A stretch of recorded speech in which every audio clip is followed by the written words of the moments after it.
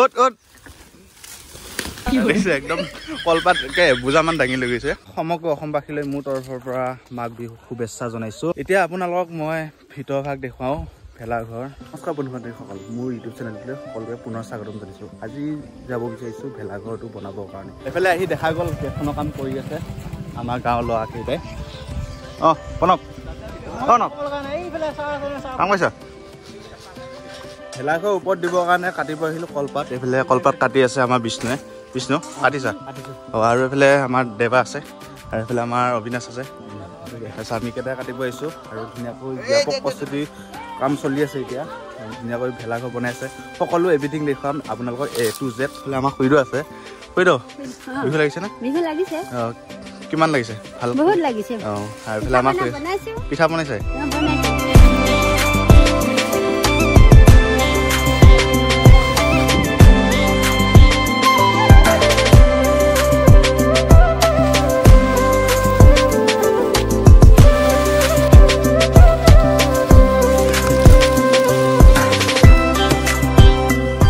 কঢ়িয়াই থাকোঁতে আমাৰ ভাইটিটোৱে পৰি থাকিলে উৰুৱা দেখিছে ওট ওট দেখিছে একদম কলপাতকে বুজামান দাঙি লৈ গৈছে তাৰপিছত মানে ইয়াতে পৰি থাকিলে হে একোৱে দেখা নাই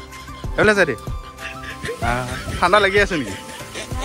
আমি পাত কাটি আছোঁ মানুহৰ ঘৰ পাছফালে আৰু এয়া দেখিছে কলপাত ধুনীয়াকৈ কাটি আছে এইফালে আমাৰ দেৱাই আৰু পাতবিলাক গোটাও এতিয়া এইফালে অবিনাশো গোটাই আছে আৰু ময়ো গোটাই আছে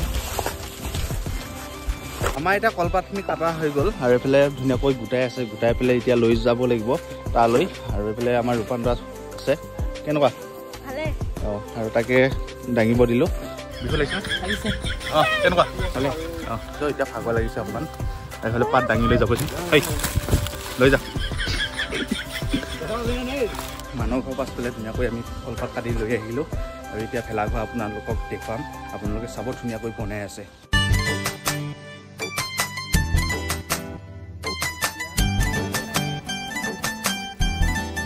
আমাৰ গাঁৱৰ সভাপতি ৰিতুল দা আছে ৰিতুল দা তাৰ পৰা দুআষাৰমান কথা শুনো কওকচোন নমস্কাৰ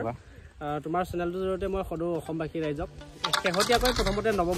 ইংৰাজী নৱবৰ্ষৰ শুভেচ্ছা জনাইছোঁ আৰু লগতে অসমীয়া ভোগালী বিহু তথা মাঘ বিহুৰ শুভেচ্ছা জনাইছোঁ আৰু লগতে তোমাকো শুভেচ্ছা জনাইছোঁ মানে আমি প্ৰত্যেক বছৰে যিহেতু হাতীমুৰি অগ্ৰগামী যুৱক সংঘৰ জৰিয়তে কিছুমান ব্যতিক্ৰমী অভিযান্ত্ৰিক চিন্তা চৰ্চাৰে আমি কিছুমান মানে কাৰ্যসূচী হাতত লওঁ এইবাৰো আমাৰ মানে যুৱক সংঘৰ সমূহ সদস্যবৃন্দৰ উপস্থিতিত আৰু লগতে তুমিতো আছাই সদস্য হিচাপে গতিকে সকলো সদস্যবৃন্দৰ উপস্থিতিত এইবাৰ আকৌ ব্যতিক্ৰমী চিন্তা চৰ্চাৰে অভিযান্ত্ৰিক চিন্তা চৰ্চা মনত ৰাখি আমি আকৌ আগুৱাই যাবৰ কাৰণে আকৌ অসমৰ ৰাইজক আমি অসমীয়া কৃষ্টি সংস্কৃতিৰ ঢোল পেঁপা গগনা আৰু লগতে ভেলাঘৰৰ যি আৰ্হি সেই আৰ্হিবোৰ আমি দেখুৱাবৰ কাৰণে চেষ্টা কৰিছোঁ গতিকে এই চেষ্টা আমাৰ হাতীমুৰি অগ্ৰগামী যুৱক সংঘৰ সদায় অটুট থাকিব আৰু আগলৈও এনেকৈ আমাৰ হাতীমুৰি অগ্ৰগামী যুৱক সংঘৰ সদস্যবৃন্দই সকলোৱে একেলগে সমিল মিলেৰে এনেকুৱা কাৰ্যসূচী আগবঢ়াই লৈ যাব আৰু লগতে আমি আৰু এটা ক'ব বিচাৰিছোঁ হাতীমুৰি অগ্ৰগামী যুৱক সংঘৰ আমাৰ এতিয়া এইটো হৈছে 52 সংখ্যক প্ৰীতিভোজৰ যিটো আমাৰ আয়োজনৰ প্ৰচেষ্টা ইয়াৰ আগতো চলি আছিলে কিন্তু আমি যিটো মানে ৰেজিষ্টাৰ হিচাপে আমাৰ যিটো লিপিবদ্ধ এইটো হৈছে 52 সংখ্যক আৰু এইবাৰ আমাৰ 52 সংখ্যক হাতীমুৰি অগ্ৰগামী যুৱক সংঘৰ উদ্যোগত ভেলাঘৰৰ প্ৰীতিভোজৰ এনিশা যি ভোজন সেই ব্যৱস্থা কৰা হৈছে আৰু ইয়াত ব্যতিক্ৰমী চিন্তা চৰ্চা চলি আছে ঢোল পেঁপা গগনা আৰু এইটো তুমি দেখুৱাই দিব পাৰা এইটো বাঁহৰ জাপি এইটো মানে নিৰ্মাণ হৈ আছে গতিকে আপোনালোকে সেই উৰুকাৰ দিনাখন আপোনালোকে দেখিবলৈ সক্ষম হ'ব আৰু আমি প্ৰাণজিৎ ডেকাক আমি অনুৰোধ জনাম সেইদিনাখন 14 তাৰিখে উৰুকা গতিকে 14 তাৰিখে আপোনালোকে পূৰ্ণাংগ ৰূপত হাতীমুৰি অগ্ৰগামী যুৱক সংঘৰ দ্বাৰা নিৰ্মাণিত এই ভেলাঘৰ আৰু লগতে অসমীয়া কৃষ্টি সংস্কৃতিৰ যি জোৰজাৰ এই গোটেই জোৰজাৰখিনি আপোনালোকে দেখিবলৈ সক্ষম হ'ব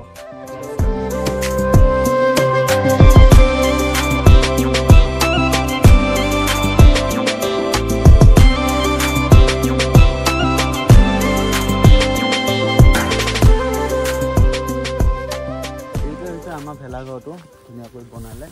অলপ কাম বাকী আছে যিহেতু আৰু কেইটামান দিন আছে বিহু পাবহি আৰু ইয়াতে থৈছে খৈবিলাক আৰু যিহেতু ভাত বনাব লাগিব ভাত বনাবৰ কাৰণে ইয়াতে ধুনীয়াকৈ খৈবিলাক থৈছে আৰু শুকাইছে দেখিছে এতিয়া আপোনালোকক মই ভিতৰ ভাগ দেখুৱাওঁ ভেলাঘৰ আৰু এইফালেও কাম কৰি আছে এইবিলাক চাফা কৰি আছে জেগাবিলাক যিহেতু ইয়াত চৌকা বনাব আজিয়ে বনাবা নেকি আজি বনাব অঁ ধুনীয়াকৈ কাম কৰি আছে গোটেইখিনি চাফা কৰি আছে জেগা আৰু ইয়াত কলপাত দিয়া হ'ব ইফালে দিয়াই হ'লে কিন্তু কলপাত এতিয়া নাই কাৰণে এইখিনিত দিয়া নাই আৰু ইয়াতো দিব ভেলাঘৰ বনাই কৰি আহি ঘৰ আহি পালোহি আৰু নতুন এটা ভিডিঅ'ৰ সৈতে লগ পাম উগান এখন আপোনালোকে চাব আৰু ভিডিঅ'টো যদি ভাল পাইছে আপোনালোকে ভিডিঅ'টো লাইক কৰি দিব কমেণ্ট কৰিবলৈ একেবাৰে নাপাহৰিব